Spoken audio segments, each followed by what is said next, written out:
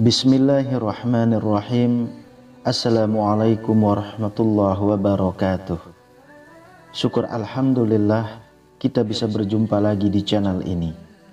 Sholawat dan salam selalu dan tetap tercurahkan kepada junjungan kita Nabi besar Muhammad sallallahu alaihi wasallam. Allahumma sholli ala sayyidina Muhammad wa ala ali sayyidina Muhammad. Harapan dan doa saya semoga saudaraku semuanya selalu diberikan kesehatan, dilapangkan rezekinya, diampuni dosa-dosanya, dan dipanjangkan umurnya. Amin ya rabbal alamin. Sahabat beriman yang dirahmati Allah, harta tahta wanita. Ketiga hal ini selalu dikait-kaitkan sebagai tantangan bagi para pria di luar sana, bahkan dianggap sebagai kelemahan kaum pria. Tapi pernahkah Anda berpikir apa saja yang menjadi godaan bagi kaum Hawa? Ternyata Rasulullah Shallallahu Alaihi Wasallam sudah membagikan rahasia ini. Sahabat beriman, dari dulu hingga kini, sepertinya wanita selalu terpenjara dalam sikap diskriminasi orang-orang di sekitarnya. Di masa jahiliyah misalnya, wanita benar-benar dipandang sebelah mata, tidak dianggap, bahkan hanya sebagai babu atau pemuas nafsu pria-pria bejat yang tergoda dengannya. Dulu mau sekeras apapun wanita melakukan perlawanan, pastinya akan berakhir sia-sia. Tidak ada yang bisa memperjuangkan harga diri mereka, kecuali diri mereka sendiri. Sebab para pemimpin pun sama sekali tak peka dengan status wanita saat itu. Perlakuan buruk ini sebenarnya dilatar belakangi oleh akidah atau keyakinan yang melenceng dan juga bobroknya akhlak di masa jahiliyah. Perempuan begitu dipandang negatif dalam pergaulan masyarakat jahiliyah. Bahkan orang-orang jahiliyah menganggap bayi perempuan sebagai aib.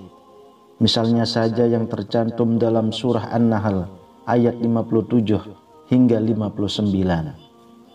Dan bagian dari kekafiran mereka adalah kepercayaan mereka bahwa para malaikat adalah anak-anak perempuan Allah.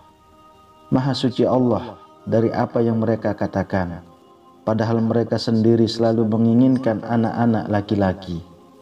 Dalam ayat tersebut bahwa orang-orang Arab pada masa jahiliyah percaya bahwa Allah mempunyai anak perempuan. Yang dimaksud al-banat dalam ayat itu adalah para malaikat. Orang-orang jahiliyah meyakini bahwa malaikat itu adalah anaknya Allah.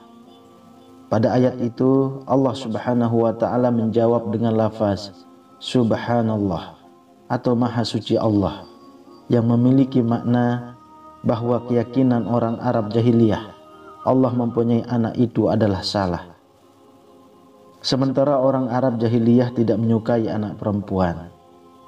Di tengah huru-hara tersebut, Rasulullah Shallallahu Alaihi Wasallam pun hadir dan membela kaum-kaum tertindas, mengeluarkan mereka dari lubang gelap dan kembali mengangkat derajat mereka yang lemah, termasuk para perempuan.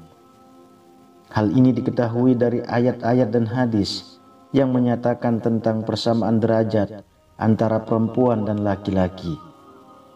Contohnya pada surah An-Nisa ayat 124. Barang siapa yang mengerjakan amal-amal soleh, baik laki-laki maupun wanita, sedang ia orang yang beriman, maka mereka itu masuk ke dalam surga dan mereka tidak dianiaya walau sedikit pun. Berdasarkan ayat tersebut, kita bisa menyimpulkan bahwa Islam sebenarnya telah mengangkat derajat perempuan dan sejajar dengan laki-laki. Dalam surah Al-Hujurat ayat 13 juga dijelaskan, "Hai manusia, sesungguhnya kami menciptakan kamu dari seorang laki-laki dan seorang perempuan, dan menjadikan kamu berbangsa-bangsa dan bersuku-suku, supaya kamu saling kenal mengenal. Sesungguhnya orang yang paling mulia di antara kamu di sisi Allah ialah orang yang paling bertakwa di antara kamu. Sesungguhnya Allah Maha Mengetahui lagi Maha Mengenal." Namun meski Rasulullah Shallallahu Alaihi Wasallam sudah berjuang memperbaiki kualitas hidup wanita dalam Islam, sisi jahiliyah itu kembali muncul. Wanita harus tetap diwanti-wanti karena beberapa alasan, seperti yang dijelaskan oleh Abdullah bin Umar dalam sebuah hadis. Wahai kaum wanita, bersedekahlah kamu dan perbanyaklah istighfar, karena aku melihat banyak di antara kalian adalah penghuni neraka.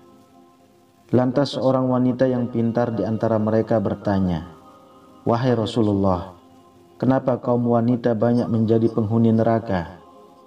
Rasulullah Shallallahu Alaihi Wasallam menjawab, kalian banyak mengutuk dan mengingkari pemberian nikmat dari suami. Aku tidak melihat kaum yang kurang akal dan agama itu lebih banyak dari yang lebih memiliki akal, kecuali dari golongan kalian. Wanita itu bertanya lagi, wahai Rasulullah, apakah maksud kekurangan akal dan agama itu? Rasulullah Shallallahu Alaihi Wasallam menjawab, maksud kekurangan akal ialah persaksian dua orang wanita sama dengan persaksian seorang lelaki. Inilah yang dikatakan kekurangan akal. Begitu juga kaum wanita tidak beribadah kalau malam-malam juga akan berbuka pada bulan Ramadan, karena sebab haid inilah yang dikatakan kekurangan agama. Hadis riwayat Bukhari. Sekilas jika mendengar hadis tersebut, kesannya perempuan menjadi sosok yang lemah, padahal sebenarnya tidak demikian. Secara psikologi, perempuan dinilai memiliki kepekaan sosial dan sisi emosional yang lebih tinggi dibanding laki-laki. Karena alasan inilah yang membuat beberapa ulama sepakat bahwa perempuan mungkin kurang jernih dalam mengambil keputusan, terutama terkait urusan-urusan publik. Namun perlu diingat bahwa pernyataan tentang kurangnya akal perempuan hanya dalam persaksian dan masih dalam ranah ijtihad, belum mendapatkan putusan yang pasti. Hal ini juga menyebabkan wanita sering dianggap kelas kedua dalam berbagai aspek, meskipun saat ini wanita dianggap memiliki potensi yang sama, bahkan lebih baik daripada laki-laki. Dalam majalah Forbes dijelaskan bahwa wanita memiliki kecerdasan tidak hanya IQ, tetapi juga IQ atau kecerdasan emosional. Bahkan otak wanita dikenal lebih aktif dibanding pria.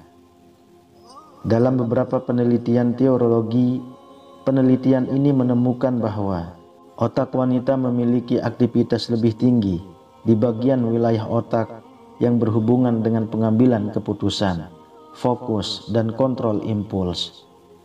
Hal ini dapat menjelaskan mengapa wanita memiliki intuisi yang lebih kuat, empati yang lebih besar, dan kendali diri yang lebih baik dibanding pria. Jadi, kemampuan ini seharusnya tidak menjadi hambatan bagi wanita untuk berkarya dalam kepemimpinan. Wallahu a'lam bishawab. Demikian yang bisa saya bagikan. Semoga bermanfaat untuk kita semua. Amin ya rabbal alamin. Assalamualaikum warahmatullahi wabarakatuh.